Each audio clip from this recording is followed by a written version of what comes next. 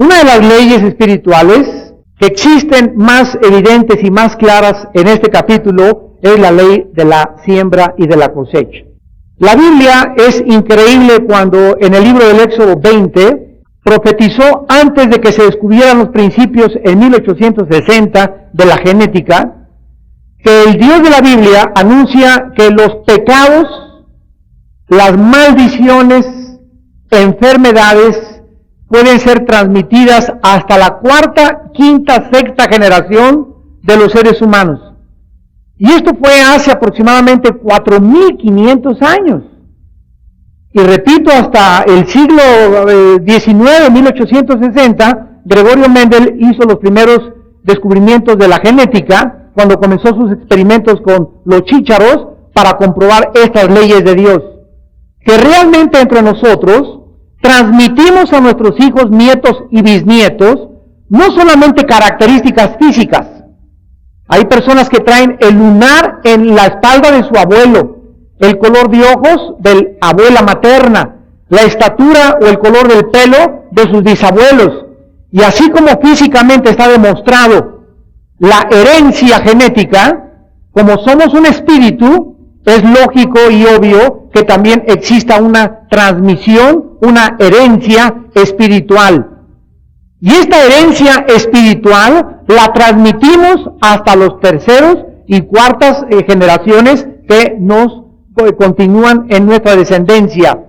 Dice en Éxodo 20 que Dios permite que los pecados alcancen hasta la tercera o cuarta generación de seres humanos que le aborrecen. En el momento en el que yo vengo a Jesucristo y traigo alguna herencia, tal vez mi abuela fue bruja, mi padre fue un asesino, mi bisabuelo a lo mejor fuera de los cristeros que anduvo con Pancho Villa y mataron tantas personas, y hay herencia en mí de violencia, de asesinato, o tal vez de quitarme la vida, ideas de tensiones traumáticas en mi vida, de estrés, de que no tengo paz, que pueden deberse a estas herencias espirituales. Cuando recibo a Jesucristo, yo tengo que cortar automáticamente con esas herencias. Y tengo que iniciar una nueva cadena para transmitirles a mis hijos, en lugar de las maldiciones que yo heredé, las bendiciones de las cuales ahora soy recipiente por estar en Cristo Jesús. Y esto es una verdad que nosotros tenemos que recordar si es que amas a tus hijos. Y si es que te interesan tus nietos y tus bisnietos. Pero en esta profecía de Jacob se ve más que en cualquier otra parte en la Biblia, por tratarse de sus 12 hijos, cómo en cada uno de los 12 hijos la transmisión genética hereditaria espiritual se hizo evidente en cada palabra que Jacob mencionó a través de sus hijos. Aquí encontramos a Jacob, capítulo 49, llamando a sus hijos. Recordamos que ya está en su lecho de muerte. Jacob ya es un hombre de 137 años, está ya en los últimos minutos, en las últimas horas, para poder entregarle su alma al Creador y ser reunido con su abuelo Abraham y con su padre Isaac en el mundo espiritual. Y en este momento de agonía, en este momento último de su crisis final, físicamente hablando, Dios llena a este hombre Jacob de todo el Espíritu de Dios.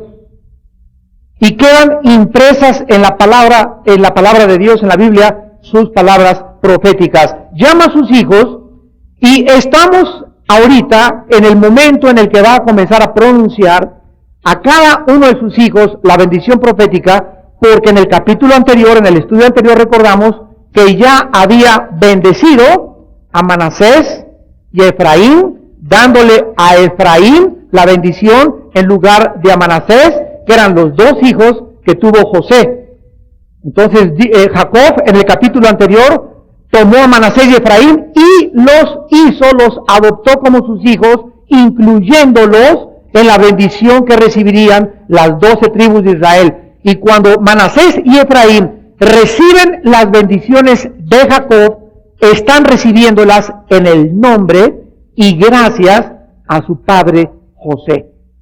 Entonces, cuando Dios bendice a Efraín y a Manasés, estaba bendiciendo realmente a Jacob.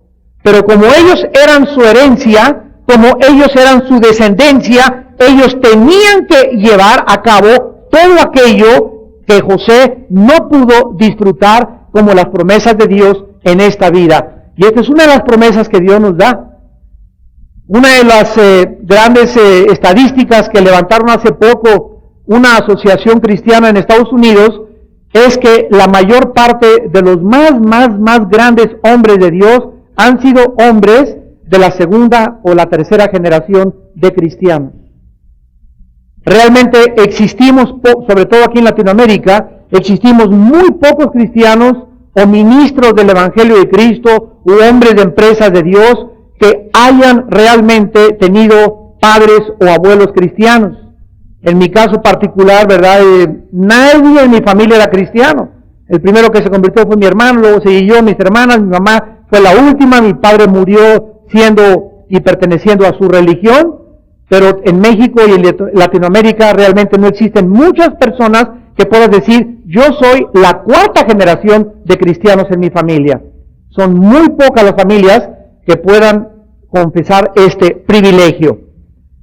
Vamos a notar a continuación que Jacob llama a sus hijos, versículo 1, Génesis 49, les habla que se junten y les dice, os declararé lo que os ha de acontecer en los días venideros.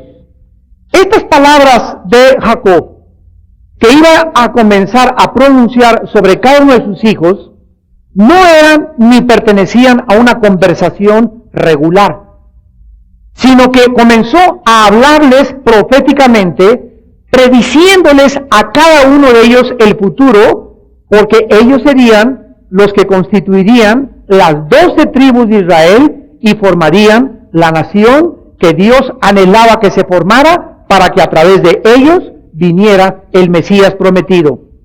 Dios, a través de su Espíritu, capacita, habilita a este viejito para que él sea el instrumento de la profecía sobre la nación de Israel. Y quiero darles a ustedes 4 razones por las cuales Dios hizo esto. ¿Por qué Dios quería que cada una de las tribus de Israel pudiera conocer lo que iba a suceder en el futuro a cada una de ellas en particular? En primer lugar, para animar a Jacob. Número 1. Jacob estaba a punto de morir. Su vida había sido de muchas caídas, de muchos levantamientos, pero en la mayor parte de su vida había creído en las promesas de Dios y Dios quería demostrarle, ya al final de su vida, que su fe no había sido en vano. Será maravilloso el día que nosotros lleguemos a morir o estemos en el hospital y podamos antes de morir tener esa paz de Señor, tanto que te pedí por esa hija, que tuve por ese hijo, y antes de morir tener ese descanso espiritual de ver que nuestra familia se convirtió, ahí están nuestros hijos o nuestros nietos junto a nuestra cama, y ver que verdaderamente lo que hemos luchado, la santidad que hemos buscado, las cosas por las cuales nos hemos sacrificado, no han sido en vano. Y esto es lo que Dios anhela que nosotros y cada uno de nosotros podamos aprender. Sus hijos iban a crecer, los hijos de Jacob, y se iban a convertir, a pesar de que habían sido muchachos tremendos, borrachos, parranderos y jugadores, todos, como lo vamos a ver, iban a convertirse en una nación y ellos iban a poseer la tierra prometida, de la cual a través de uno de ellos vendría Silo, que en el hebreo lo vamos a ver en Judá, el Mesías o el Salvador del mundo. En segundo lugar, Dios le da estas profecías a Jacob para advertirles a sus hijos y a sus descendientes la debilidad de la naturaleza humana, para advertirles cuán débiles somos, cuán frágiles somos, qué fácil es que caigamos, cada uno de nosotros. Ahora, cuando ellos supieran qué débiles somos, entonces tendrían que depender y agarrarse con más fuerza para esperar la dirección y la fortaleza del Señor. Cuando un cristiano descubre qué fácil es caer, Dios mío, es que yo puedo caer muy fácil con mi novia, yo puedo caer muy fácil en el adulterio, es muy fácil entrarle con la tentación de hacer negocios sucios, es tan fácil, lo puedo hacer rápido. Cuando tú descubres esa debilidad y esa fragilidad que tenemos y que existe entre nosotros, eso debe de impulsarte a cada día que te levantes, agarrarte con todo tu corazón de Dios y de sus promesas. A orar cada vez que salgas con tu novia. A orar antes de que vayas a tu trabajo. A pasar más tiempo en la Biblia. A pasar más tiempo con Dios. ¿Por qué? Porque te conoces. Y porque sabes que no puedes depender de ti mismo. El que piensa que esté firme, mire que no caiga. Velad y orad, dicen Marcos 14:38, para que no caigáis en tentación. El espíritu está presto, pero la carne es débil. Débil. En tercer lugar, Dios quería animar a Israel durante la esclavitud egipcia. Dios ya había previsto y determinado todo el futuro y Dios siempre lo ha tenido delante de él. Sabía que estos muchachos iban a entrar a Egipto y cuando estuvieran en Egipto, como José fue el instrumento para que estuvieran, iba a morir el emperador con el cual José estaba en gracia, iba a venir otro presidente de la república, otros diputados, otros senadores, y se les iba a acabar el hueso. Y entonces toda esta familia que había estado bajo la cobertura de ese presidente, de ese gobernante, de ese faraón, iban a sufrir más de 400 años de esclavitud. Y Dios quería comenzar a prepararlos para que supieran qué es lo que el futuro les deparaba. La profecía de Jacob les iba a dar una grande esperanza durante la esclavitud egipcia, porque la profecía prometía, como lo vamos a ver, que algún día serían libres. Y en último lugar, Dios le da esta profecía a Jacob para mostrarles a todas las personas y a todos sus hijos y a todos aquellos que somos de la fe, la ley espiritual, que lo que sembramos recogeremos en la vida tarde o temprano.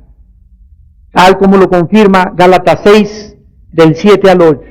Todo lo que nosotros sembramos en la vida lo tenemos que recoger. Dios usó y continuará usando esta profecía de Jacob para demostrarnos precisamente esta verdad. Lo vamos a poder apreciar en estos 12 hijos, porque la bendición que cada uno recibió estuvo basada en lo que sembraron en su vida pasada. Repito, la bendición que recibo hoy, este día 3 de septiembre de 2002, está basada en lo que hice ayer, antier, hace una semana, hace un mes. Yo no puedo el día de hoy, ni tú tampoco, recibir nada, ni la vida me puede tratar de diferente forma a como yo he sido en los últimos días, en las últimas semanas, a como me he comportado, la conciencia que he tenido delante de Dios y la santidad que en este día yo puedo tener en relación con mi Creador. Así que todo, absolutamente, mientras avanzamos en la vida, estamos recibiendo lo que estamos sembrando. Hoy estoy sembrando, mañana, pasado, el mes que entra recojo. Pero como yo sé que es una verdad espiritual, no me canso en este día y mañana que amanece y pasado mañana y el miércoles y el jueves de estar buscando la oportunidad de ser generoso, a ver a quién ayudo, por quién oro, qué favor le puedo hacer a una persona. ¿Por qué? Porque todo eso lo voy a recoger tarde o temprano en mis próximos días. y Dios no puede ser burlado. Lo que el hombre siembra, el hombre lo recoge. Esto es una grande advertencia para todos nosotros, miles de años después, porque Dios nos ha advertido que se acerca el día del juicio, donde Dios juzgará con justicia el mundo entero. Y muchas personas que no recibieron en esta vida el castigo de Dios, lo recibirán cuando Él venga a juzgar a los vivos y a los muertos. En Hechos, capítulo 17, versículo 30 y 31, el apóstol Pablo a los griegos les habló de esta verdad. Pero Dios, habiendo pasado por alto los tiempos de esta ignorancia, ahora manda a todos los hombres en todo lugar que se arrepientan. El arrepentimiento no es algo opcional, no es una sugerencia de Dios. Dios manda, Dios te ordena en esta tarde, los que nos escuchan, que te arrepientas. Y cuando Dios dice arrepiéntete, es porque en ese momento estás recibiendo o puedes recibir la gracia de arrepentirte. O sea, el arrepentimiento no es cuando nosotros querramos. Bueno, cuando yo me muera, cuando ya no tenga esta amante, cuando vaya a la Cruz Roja y me esté muriendo, me voy a arrepentir. A lo mejor antes de que esté en el hospital me arrepiento y le pido perdón a Dios por todos mis pecados. Es que no es lo que enseña la Biblia. La Biblia dice, cuando oigas su voz, no te endurezcas. ¿Por qué? Porque es en el momento en el que Dios dice, Paco, Pedro, Lupita, Carmelita, hoy te digo, arrepiéntete. Y cuando ese momento te llega a tu vida, si tú no lo aprovechas, Dios no te garantiza que vendrán otros momentos que Él te pueda dar para que te puedas arrepentir. Porque el arrepentimiento es un don de Dios. Vamos pues a continuación a comenzar a estudiar la vida a través de las profecías proféticas de Jacob, de estos hombres que formarían la nación de Israel. Génesis, versículo 3, 2 en adelante. Júntense, les dice Jacob, y óiganme, versículo 2, Génesis 49, hijos de Jacob, y escuchad a vuestro padre Israel. Hijos de Jacob, y vuestro padre es Israel. A ver, voy a traducirlo en el hebreo original. Hijos del engañador, porque la palabra Jacob significa engañador, y vuestro padre es el que lucha al lado de Dios. ¿Ya lo vieron?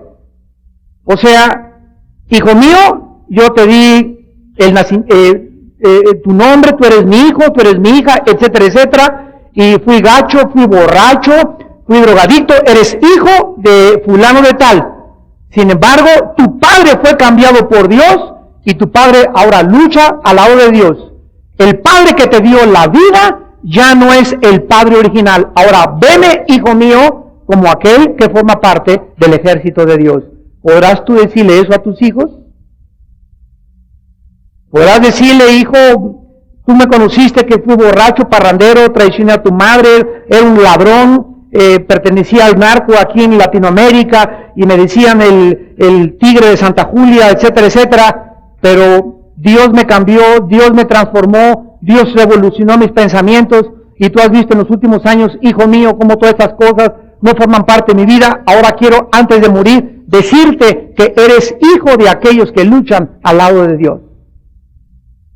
Por eso, en un versículo, Jacob muestra sus dos nombres, el antiguo nombre con el cual nació y el nuevo nombre, Israel, que Dios le dio cuando lo dejó cojo, ¿se acuerdan? O lo dejó rengo de su pierna el día que luchó con Dios.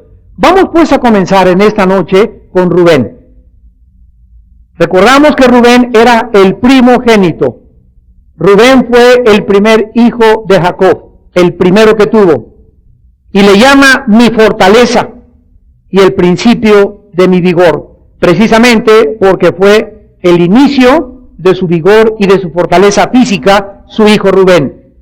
Principal en dignidad, principal en poder, impetuoso como las aguas, no serás el principal, por cuanto subiste al lecho de tu padre, entonces te envileciste subiendo a mi estrado. Cuando Rubén nació, recordamos que hubo una grande alegría en el hogar de Jacob, porque era su primer hijo. Y como tal iba a recibir, como todos los primogénitos, y de acuerdo a la ley, la herencia más grande era una doble porción de herencia el que recibía el primogénito. Además, el primogénito era constituido como el jefe de su familia. Era el que tenía que velar cuando se muriera su padre, por su madre, por sus hermanos, que los negocios de la familia fueran bien, y nunca abandonar a sus hermanos, a sus hermanas, y menos a su madre. Era la cabeza de todos los hermanos que nacieran después. Pero este muchacho, Rubén, vamos a aprender lecciones tremendas de Dios. Este muchacho, Rubén, demostró tener un carácter débil e inestable, por lo cual no sería, como dice la profecía, el principal. Rubén pecó metiéndose con su madrastra. Una de las concubinas de Jacob, llamada Bila, la asistente de su madre, en Génesis 35:22, se acostó con ella y tuvo relaciones sexuales. Se entregó a la lujuria, a los deseos desordenados de su carne, demostrando que no tenía el carácter, ni la espiritualidad, ni el dominio propio para ser líder. Cuando Dios llama a alguien al liderazgo y te dice, quiero que tú seas el jefe en tu casa, y quiero que seas el jefe en tu oficina, y quiero que seas un predicador, y quiero que seas el mejor de los doctores, y quiero que seas la cabeza de tu familia y tus hermanos, cuando Dios nos llama a ocupar una posición de liderazgo, Dios nos demanda muchísimo, muchísimo. Dice en Santiago 3:1, el que anhela el liderazgo, buena obra desea, pero recibirá mayor juicio. Porque al que mucho se le da, mucho se le quita. Ahora, observen esta primera ley espiritual. Ahí está un muchacho que nace y de acuerdo a las leyes y a todo lo establecido, va a ser el jefe de la familia, el que va a recibir la herencia, etcétera, etcétera. Dios tiene preparado para nosotros una grande bendición cuando nacemos. Pero es increíble, lo vemos en la vida de este muchacho Rubén, que este muchacho, cualquier ser humano, puede cambiar los planes de Dios para su futuro. Cualquiera de nosotros puede hacer que Dios no cumpla lo que originalmente tiene para mi vida en el momento en el que yo me salgo del camino. En Génesis 6, vio Dios que la maldad de los hombres era mucho en la tierra y lo deja impreso en las páginas de las Sagradas Escrituras. Génesis 6, 4 en adelante. Y por lo tanto, Dios y dice por primera vez en la Biblia, arrepintió Jehová de lo que los hombres estaban haciendo y le habló a un hombre llamado Noé, le dio instrucciones que cumplir para juzgar al mundo entero. ¿Cómo está esto de que Dios se arrepiente? Y cuando comenzamos a profundizar nos damos cuenta que cuando Juan el Bautista comenzó a surcar el camino, comenzó a abrirle el camino a Jesús, hay una palabra, la primer palabra que Juan el Bautista mencionó, y la primer palabra que Jesús mencionó, bajando del cielo, la primer palabra del diccionario fue, arrepiéntanse. ¿Sabes tú qué significa la palabra arrepentirse? Significa cambiar de manera de pensar. Apúntalo. Viene del griego meta, con M de mamá, metanoia, cambiar de manera de pensar. Cuando Dios nos manda a nosotros arrepentirnos, nos está diciendo, Armando, tienes que cambiar tu manera de pensar respecto a cómo tratas a tu esposa. Tienes que cambiar tu manera de pensar cómo haces tus negocios. Tienes que cambiar tu manera de pensar conforme ves a las mujeres. Tienes que cambiar tu manera de pensar respecto a la visión que tienes del mundo. Tienes que cambiar tu manera de pensar respecto a lo que es bueno y lo que es malo, lo que es justo y lo que es injusto, lo que es sufrimiento y lo que no es sufrimiento. Tienes que cambiar toda tu mente. Esto es el cristianismo. Romanos 12:2. Transformaos por medio de la renovación de vuestro nous en el griego, y se tradujo entendimiento, que es mente. ¿Qué es un cristiano? Una persona que está en proceso de estar cambiando sus pensamientos.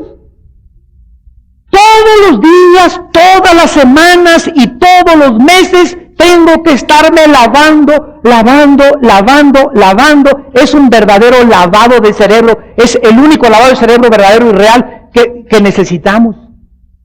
Y el instrumento que Dios usa para sacarme todas mis filosofías, comunismo, gurús, y filosofías humanistas, y paganismo, idolatría, y pensamientos del mundo, y ovnis, y fantasmas, y miles de cosas que el mundo ha inventado y que el mundo está en la superstición, es la Biblia el instrumento de Dios para cambiar, transformar mi manera de pensar. Ahora, en la proporción, en la medida en la que yo cambio mis pensamientos, es en la medida que yo estoy capacitado para conocer más a Dios. Pero si tengo 3 años en Cristo y 4 años en Cristo, y sigo siendo la misma persona enojona, seca, falta de amor, criticona, etcétera, etcétera, y tengo 4 o 5 años en Cristo, ¿cómo puedo entender la predestinación? ¿Cómo puedo entender por qué Dios mata terremotos? ¿Cómo puedo entender el futuro del mundo? ¿Cómo puedo entender lo que está pasando en México? ¿Cómo puedo entender? Entonces, mi falta de conocimiento de Dios se debe a que yo no paso tiempo en su palabra.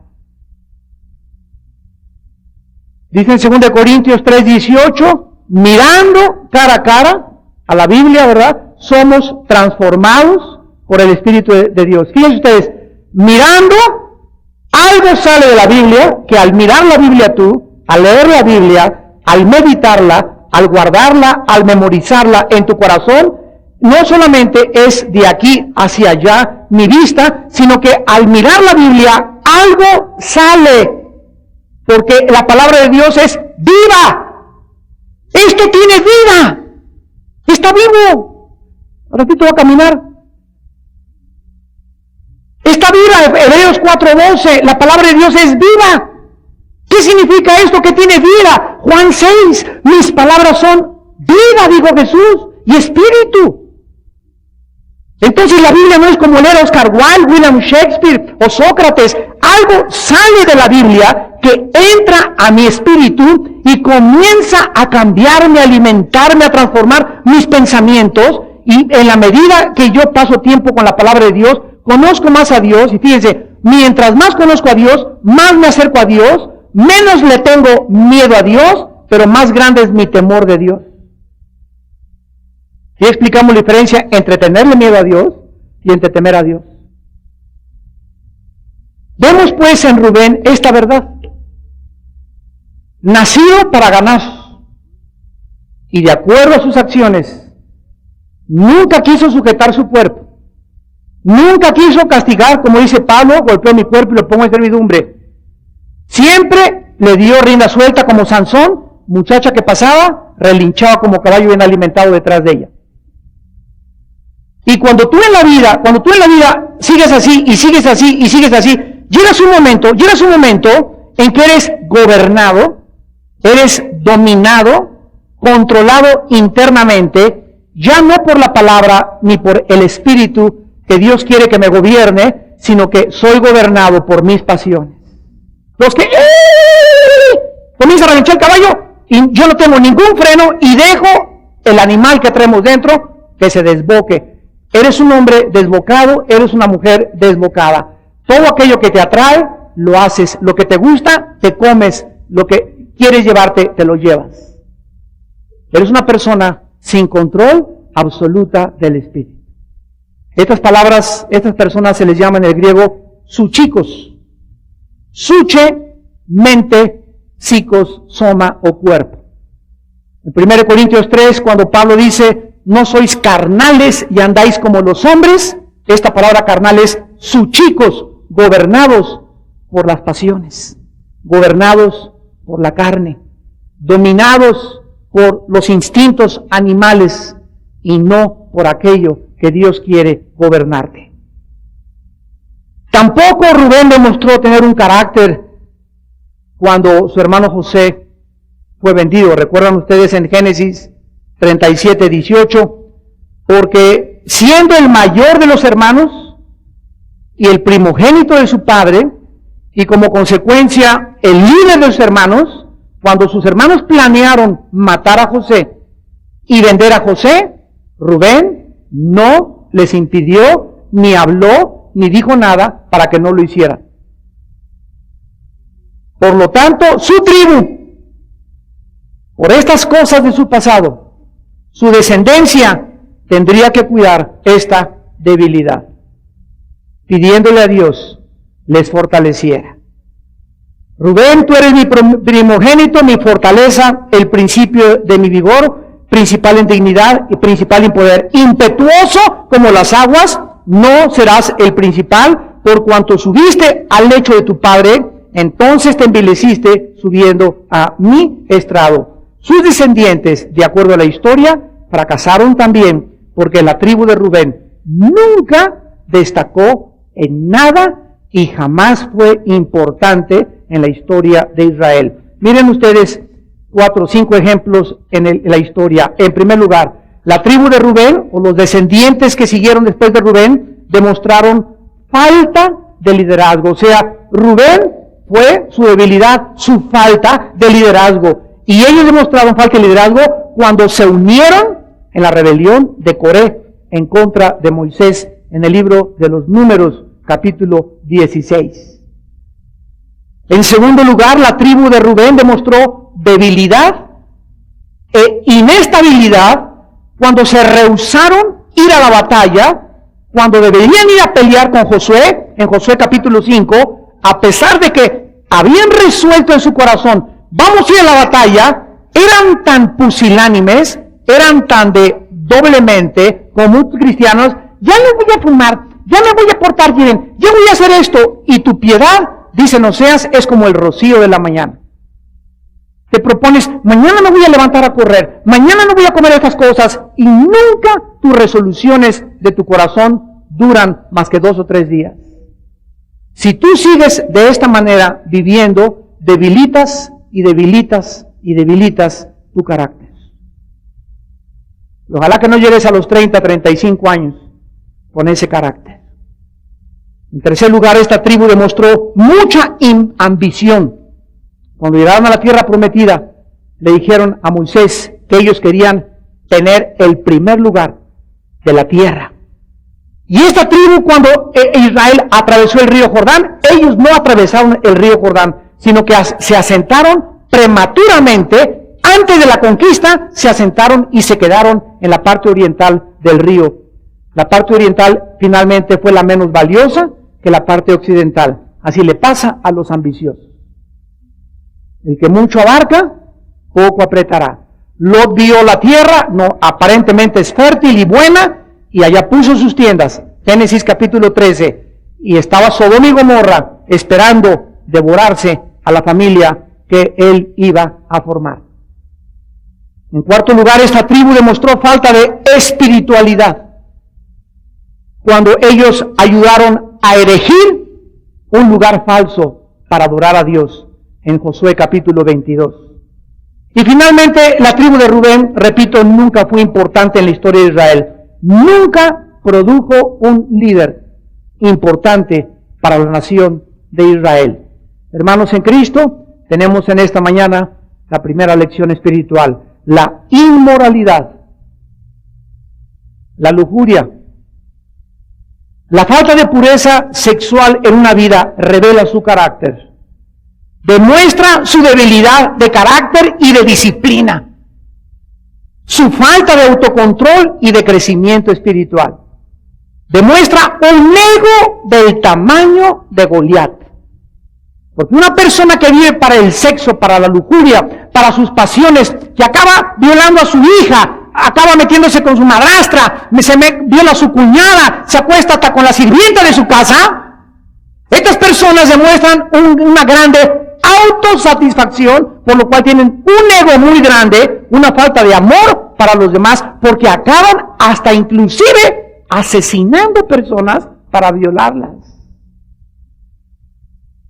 Pierden el respeto de la gente y no les importa hasta meterse con niñas o con niños menores de edad. En Éxodo 20:10, Dios le dijo a Moisés, escribe, no adulterarás y no fornicarás. No cometerás inmoralidad. Mateo 5:27 y 28, Jesús hablando, en verdad les digo que muchos dicen que los adúlteros son los que se acuestan con una mujer, pero yo les digo que cualquiera de ustedes. Vean la norma, viene Jesús al mundo y eleva las normas de la ley. Oíste que fue dicho, la ley decía, no adulterarás. Yo les digo, más alta y más elevada la norma, que no necesitas acostarte con una mujer o con un hombre. Si tú codicias en tu corazón una mujer, y deseas a una mujer, y anhelas estar con esa mujer en tu corazón, eres un adúltero. Y por lo tal serás juzgado. Y si mantienes esos pensamientos, crecerán, y crecerán, y crecerán, hasta que lleguen a dominarte. Hasta que lleguen a controlarte. Y cuando una persona cae en el adulterio, cuando una persona se acuesta con su novio, cuando una muchacha se acuesta con su novio, o un muchacho se acuesta con su novia, es porque semanas, días, meses antes se prepararon, se mandaron en las caricias, beso y beso, beso y beso, becho y abacho, y se decían cristianos, y cuando no pudieron y hubo la oportunidad, cayeron, porque la carne es débil. Nunca se previnieron ni tomaron las precauciones. El temor de Dios salió de sus vidas. En 1 Corintios 6, el apóstol escribe versículos 9 y 10, no erréis, ni los adúlteros, ni los fornicarios, ni los que se echan con varones, ni los afeminados heredarán el reino de Dios. Y esto erais algunos, pero ya han sido lavados por la sangre de Jesucristo. En su carta a los Colosenses, en el capítulo 3, Pablo les escribe y les dice, Colosenses capítulo 3, versículos 5 al 6, hagan morir lo terrenal en vosotros, fornicación, impureza, pasiones desordenadas, malos deseos y avaricia, que es idolatría. Cosas por las cuales la ira de Dios viene sobre los hijos de desobediencia. ¿Cuál es la orden del cielo? Hacer morir dentro de mí. O sea, ¿cómo puedo vencer mis apetitos carnales? Matándolos de inanición. ¿Cómo hacemos morir entre nosotros la carne? Muy simple, no dándole de comer. ¿Cómo matas a un perro de hambre? No dándole de comer. ¿Cómo matas a un gato de hambre? No dándole de comer. ¿Cómo matas a un tigre de hambre? No dándole de comer. Toda la creación de Dios tiene que subsistir a través de la alimentación. Y Dios nos dice, así como si tú dejas de comer te mueres, no le des de comer a tu carne. ¿Y qué es el alimento para la carne? Películas, pornografía, pensamientos, chistes, vista. Si tú comienzas en la calle a caminar y no veo eso, y ya no veo aquello, y comienzas a dominar tu mente y aprender a cerrar las cortinas de tus ojos ante lo que no tienes que ver, comienzas a fortalecer tu hombre nuevo y a matar el hombre viejo. Y después de una semana, 15 días, un mes, que no le das de comer a la carne, ni le das gusto a tu carne, ya cuando tu carne te haga, ya nomás le dirás, quieta, ahí se me queda Nerón. ¿Por qué? Porque te conviertes, se llama dueño de ti mismo. Y en Gálatas 6, el fruto, Gálatas 5, versículo 23 al 24, el fruto del Espíritu es dominio propio. Dominio propio. Regresamos a Génesis 49 y veamos ahora a Simeón y Leví. Rubén, el primogénito, fracasó terriblemente. A pesar de que había grandes promesas para su vida, nació con grandes talentos, con grandes habilidades, con grandes planes de Dios. Él abortó el plan de Dios para su vida. Dios nos va a respetar. Pues Dios es todopoderoso, ¿por qué no me pudo salvar? Porque el día que Dios viole mi libertad, el día que Dios me impida hacer algo que yo quiero hacer, en ese momento dejo de ser responsable. Y el día del juicio no habría ninguna base, ningún fundamento para que Dios me juzgara. Jesús dijo, por cada palabra, por cada pensamiento que hagas en esta vida, serás juzgado. Dios te va a dejar que hagas, no te imaginas lo que nos va a dejar Dios hacer. Y cuando Dios juzga a una persona, ¿saben ustedes en la Biblia cuál es el más grande juicio de Dios? No es el fuego del cielo, ni meteoritos que caen sobre la tierra, ni terremotos, ni tifones. En la Biblia, el más grande juicio de Dios a un ser humano o a uno de sus hijos es dejarlo que haga lo que Él quiere. Cuando Dios se retira de tu vida, porque dentro de ti el Espíritu Santo está tan adolorido, tan apagado, tan contristado por tus pecados, por tu terquedad, por tu ego, por tu ambición, por tu orgullo, llega el momento en que Dios, o sea, dentro de ti se apaga la lámpara, pierdes tu luz, como sal pierdes tu sabor, Dios se quita de tu vida y dice la Biblia, serás hastiado de tus propios consejos, Proverbios 1:29 en adelante, porque el desvío de los ignorantes los matará, la prosperidad de los necios los echará a perder, mas el que me oyere habitará tranquilamente y confiadamente sin temor del mal. Qué horrible es en la vida ser abandonado por Dios, como lo fue Sansón. De un momento en que Sansón se burló y se burló y se burló, y a ver, yo siempre seré fuerte, yo siempre tendré esa buena voz, yo siempre seré buen predicador, yo siempre seré bueno para los negocios. Algún día te darás cuenta que todo aquello que Dios te dio se va de ti. Y Sansón no supo, cuando quiso romper las cuerdas, que el Espíritu lo había abandonado. Simeón y Leví, versículos 5 al 7. Simeón y Leví son hermanos. Armas de iniquidad, sus armas. En su consejo no entre mi alma, ni mi espíritu se junte en su compañía. Porque en su furor mataron hombres, y en su temeridad desjarretaron toros. Maldito su furor, que fue fiero, y su ira, que fue dura. Yo los apartaré en Jacob, y los esparciré en Israel. El pecado de estos hermanos, Simeón y Leví, fueron la ira y la crueldad y la venganza. Mataron a un grupo de varones en la tierra de Siquem, cuando el príncipe Siquem, así se llamaba, Génesis 34, violó a su hermana Dina. Mire usted lo que pasa en la vida. Cuando nosotros leímos ese pasaje, recuerdo yo que estaba meditando y llorando en mi cuarto, pidiéndole a Dios iluminación, y le dije, Padre Santo, ¿quién de nosotros, al saber que violan a una hermana, no vas y le partes y le haces trizas la cara a ese cara de armadillo? Todos en ese momento reaccionaríamos, ¿verdad? Yo así, digo, Padre, quiero ser sincero, si yo en ese momento yo sé, ¿verdad?, o violan a mi esposa, o una hija, o una cosa, y yo tengo una pistola en ese momento, Señor, yo no sé qué haría, sinceramente yo no sé qué haría en ese momento. ¿Cómo es posible que haya sido tan cruel con ellos, Padre? Le dije, Padre, ¿por qué o sea, no fue bien la venganza que ellos hicieron? No, porque una cosa era vengarse y otra cosa era, aparte de la venganza, tener crueldad extrema en la venganza. Una de las razones por las cuales Dios nos dice, no os venguéis, amados míos, dejad la ira a Dios, Romanos 12, Mateo 5, etcétera, etcétera, es porque cuando nosotros queremos hacernos justicia, o se nos pasa la mano, que casi siempre es eso, o no hacemos la justicia apropiada. Vean lo que está pasando ahorita, por ejemplo, en muchos pueblos en México, que están linchando.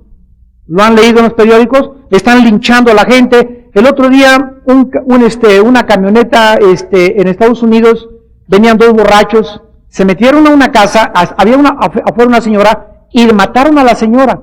Y los vecinos salieron de todo ese vecindario y agarraron garrotes, y a estos dos borrachos muchachos los mataron a garrotazos, vengándose porque mataron a esa señora. O sea, y entonces descubrieron, ¿verdad?, que casi todos sus vecinos en ese vecindario estaban también con alcohol. Entonces, Cuando una persona se quiere vengar y cree que esa persona, tú mereces esto, ándele, y los dejan encharcados en sangre, repitieron lo mismo que hicieron los borrachos inconscientemente. Por eso Dios nos dice, la justicia no está en nuestras manos, la justicia está en los gobiernos civiles, Romanos 13, a quienes yo he delegado y a través de los cuales yo imparto la justicia. Ya sea una justicia equivocada o una justicia justa, Dios a los que hacen injustamente los juzgará y justamente los tiene que castigar. Pero como individuos se nos prohíbe la venganza. Estos hermanos es un gran ejemplo para nosotros. Jacob desaprobó totalmente su conducta. Era inexcusable, está bien, violaron a su hermana, pero se les pasó la mano. Asesinaron a demasiada gente inocente, y lo hicieron con ferocidad y con crueldad. Dice el versículo 6, en su consejo no entre mi alma, ni mi espíritu se junte en su compañía. Jacob les dice, no los puedo justificar lo que hicieron, a pesar de lo que le hicieron a su hermana. El enojo de Simeón y Leví sería maldecido porque fue cruel y fue feroz. Maldito su furor, versículo 7, que fue fiero, y su ira, que fue dura. Esta declaración profética es una advertencia a las dos tribus, a Simeón y a Leví. Serían esparcidas y divididas por toda la tierra prometida. Versículo 7, los apartaré en Jacob y los esparciré en Israel. No volverían con esta división que tendrían a maldecir ni a vengarse nunca más de ningún ser humano. Sus descendientes tenían que al leer esta profecía, caray, yo desciendo de Simeón y Leví, mi abuela fue un asesino, mi abuela fue una bruja, mi padre se divorció y tenía muchos amantes, seguro que yo he heredado muchas cosas de mi padre, y eso nos pone en guardia para que nosotros no repitamos los pecados de nuestros padres ni de nuestros abuelos. Ok, vienes de una familia de matriarcado, tu mamá agarró a tu papá y le decía, métase para dentro de la casa que me los hurta. Y tu mamá se enterró a tuviste un padre y dos padrastros, y a todos los enterró tu mamá, y todos tus hermanos son como tú porque son material, y todos tienen esa tendencia. Cuídate si vienes heredando esas cosas, tú no seas igual con tu marido. Una de las maldiciones más grandes en las familias es precisamente el matriarcado. Casi siempre las mujeres dominantes, controladoras sobre el hombre, vienen de una madre o abuela controladora y dominante. Y si tú no estás alerta ante esto, de que hay una herencia maldita en tu vida, y no tratas con esa área específica en tu vida, que es un peligro potencial en tu corazón y que lo tienes que poner bajo el control del Espíritu Santo, cometerás los mismos pecados y repetirás las mismas tragedias que hicieron tus antepasados. A las dos tribus le sucedió lo que Jacob profetizó. Número 1, a la tribu de Simeón nunca se le dio una región separada dentro de la tierra prometida. Solo recibieron el territorio dentro del territorio donde gobernaba Judá. Y ahí se quedaron separados, por lo que Simeón nunca estuvo solo. Siempre fue controlado por Judá, lo vamos a ver en la próxima clase, el jefe de todas las tribus. Simeón quedó bajo el control de Judá, la tribu más fuerte de Israel. En segundo lugar, cuando Moisés, ya que estaba agonizando Moisés, mencionó bendiciones también para todas las tribus, Deuteronomio capítulo 33, ni siquiera mencionó a la tribu de Simeón. La pasó por alto, porque había sido Simeón absorbida totalmente por la tribu de Judá. Sin embargo, algunos descendientes de Simeón, años más tarde, buscaron pasturas para sus ganados fuera de Canaán, fuera de la tierra prometida, conquistaron algunas tierras fuera de la tierra prometida y ahí se quedaron permanentemente. Primera de Crónicas capítulo 4, todo esto fuera de la tierra prometida. Ahora terminemos con Leví, es maravilloso. Leví fue compañero de Simeón en esta matanza, Leví fue con su hermano cruel, Leví fue feroz. Leví estaba próximo a heredar la misma maldición que Simeón. Sin embargo, esta tribu de los levitas fue dispersada a través de toda la tierra, Josué capítulo 21, y sus sacerdotes no ocuparon nunca los territorios. sino que se les dieron 48 ciudades levíticas esparcidas por toda la tierra. Esta tribu de Leví es un ejemplo en esta noche para todos nosotros de lo que Dios hace cuando alguien se arrepiente. El arrepentimiento en mi vida rompe las maldiciones de mi pasado. Padre, perdóname. Me he dado cuenta que quiero dominar a mi esposo, quiero controlar mi casa, y yo sé que tú pusiste a él como mi cabeza y no me he sujetado y lo he despreciado porque no es líder, porque es débil, pero me arrepiento, Padre. Te pido perdón porque he descubierto que esto viene en mi sangre, en mi tendencia, en mi corazón, en mis pensamientos, y yo no puedo ser así porque soy tu hija. Perdóname, Señor, y ayúdame a cambiar. Y comienzo pidiéndole perdón a mi esposo, ayúdame, quiero transformarme, y en ese momento algo en los genes sucede milagrosamente que esa maldición se rompe a través del arrepentimiento. Miren ustedes en Éxodo 32. Después de Génesis, sigue Éxodo para que no se vayan hasta el Apocalipsis. Éxodo 32. Vean ustedes cuando la tribu de Leví fue redimida y veamos después lo que le pasó. Dice en Éxodo 32, 25 al 29, Éxodo 32, Moisés baja del monte Sinaí con las 10 tablas y encuentra una orgía sexual del pueblo de Israel ante un becerro de oro que habían edificado con el dinero y el oro que los egipcios los habían despojado. Y cuando Moisés baja del monte Sinaí, Éxodo 32, versículo 25, viendo Moisés que el pueblo estaba desenfrenado, esta palabra desenfrenado en el hebreo es desbocado sexualmente. Era una orgía. Porque Aarón lo había permitido para vergüenza entre sus enemigos, se puso Moisés a la puerta del campamento y dijo: ¿quién está por Jehová? En este momento, ¿quién cree que Dios es Dios? Júntese conmigo. Y se juntaron con él todos los hijos de Leví. Esta tribu, por esta acción de haberse puesto del lado de Moisés, cuando todos los demás le habían abandonado, produjo en ellos un cambio de Dios hacia sus vidas. Aparentemente esta tribu comenzó a ser leal y valerosa, por lo que Dios cambió las maldiciones que su hermano Simeón había recibido y que él era digno también Leví. Estos descendientes rompen estas maldiciones al, en un acto de valor, ponerse y decir: yo estoy del lado de Dios y no me importa lo que cueste, y ponerse en contra del mundo entero. Las maldiciones se convirtieron en bendiciones. Dios hace esto en las vidas continuamente de todos los seres humanos. Dios los convirtió en los maestros de la nación, a los descendientes de Leví, y produjo a través de sus descendientes los líderes más grandes, excepto de los descendientes de Judá. De Leví vinieron Moisés, Aarón, Fines, Elí, Esdras y Juan el Bautista, descendientes de Leví, gracias a un acto valeroso de ponerse del lado de Dios. ¿Cuántas veces nosotros tenemos la oportunidad todos los días de demostrar nuestro valor ante Dios?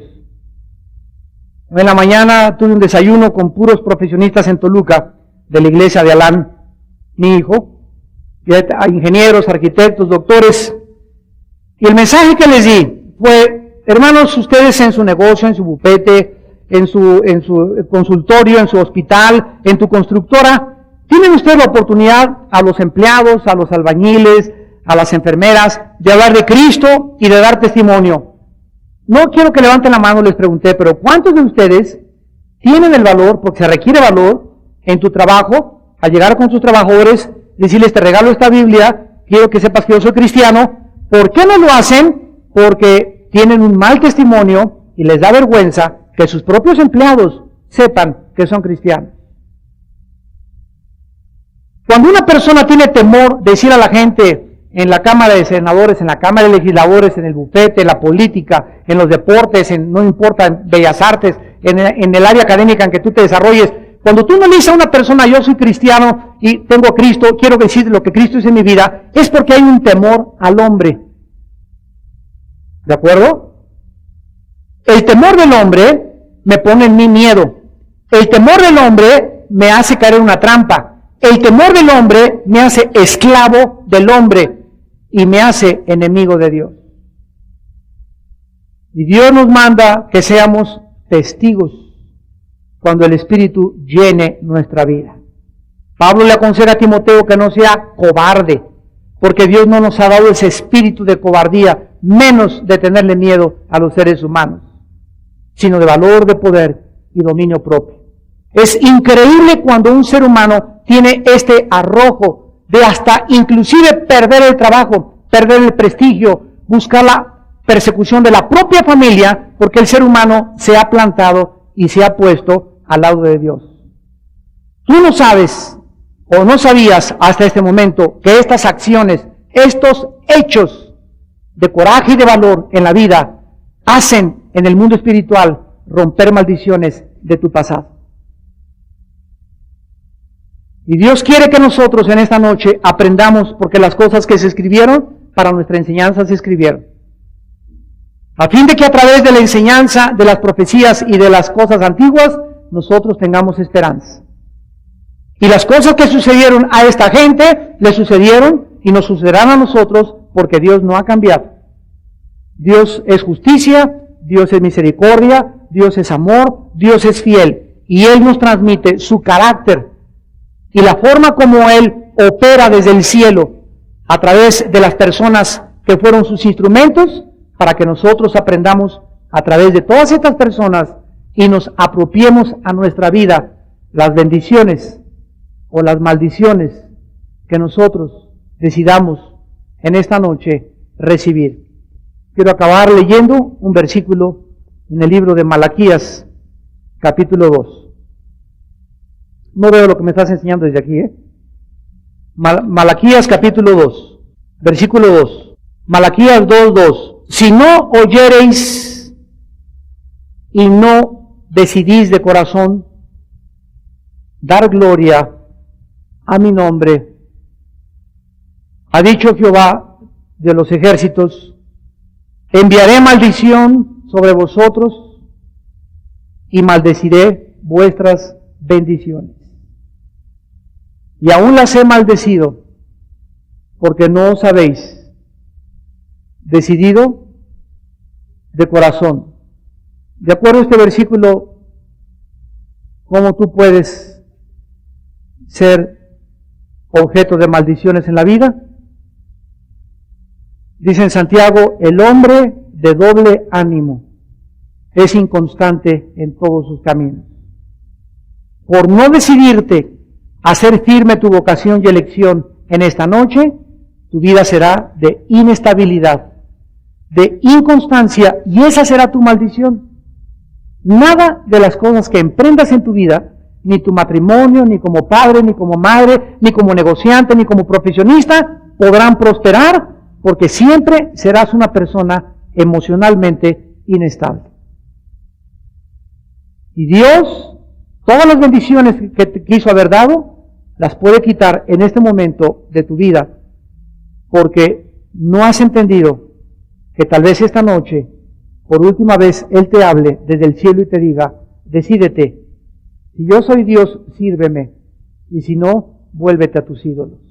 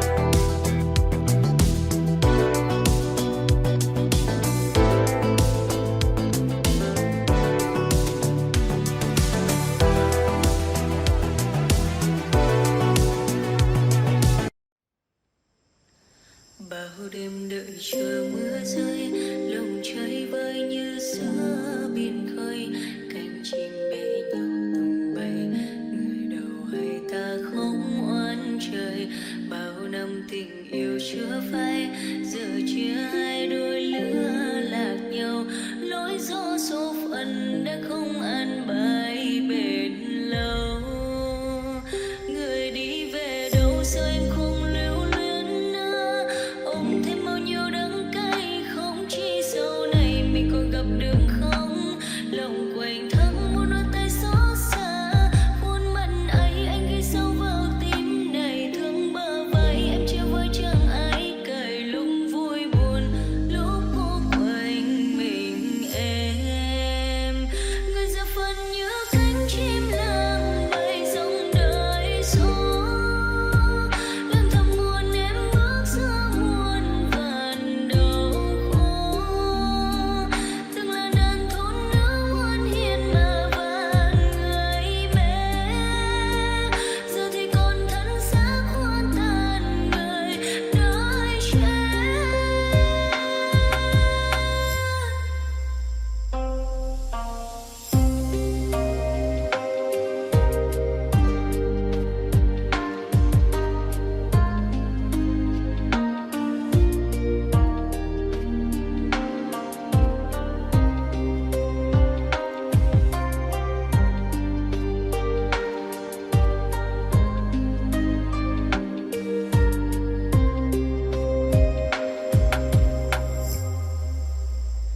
Tìm lại một chút hơi ấm nắng mới, người vô tư